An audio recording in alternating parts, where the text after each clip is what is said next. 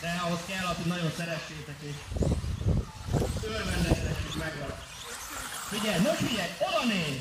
Kicsit mellé, de tartom, van a leggyorsabb megoldás.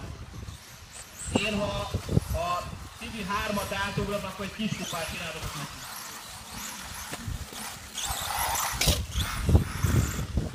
Közül még van egy keretítek vissza. Az idők nem nagyon változnak. Bár Tibi ment egy 33-8-at, tehát egy másodpercen alakult. Még egy pár ilyen nagy ugratás és meg lesz.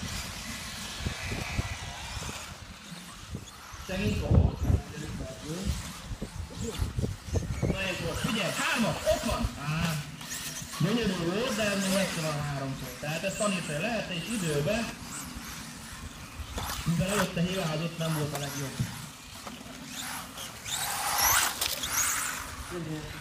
Hűnyírás is látunk.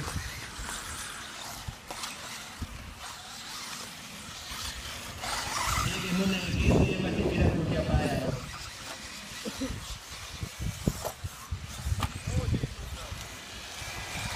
Nem tudom figyelni, csak a Tibit nézem egész. Most figyelj! Oda néz, hogy neki! Új! És még így is jó, oda néz, hát. Na és most Tibi repülni fog a végén, mindenki álljon félre! Figyelem, nagy fotókat készítsétek, videókat! És most húzza a Telit, figyelj! Oda néz!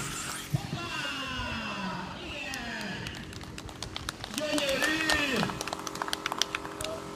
Az idők pedig Petrik Józsi 30,2, Artur 32,2, Balogh Tibi 33,8 és Rudak Lubos 36,8. Gyönyörű!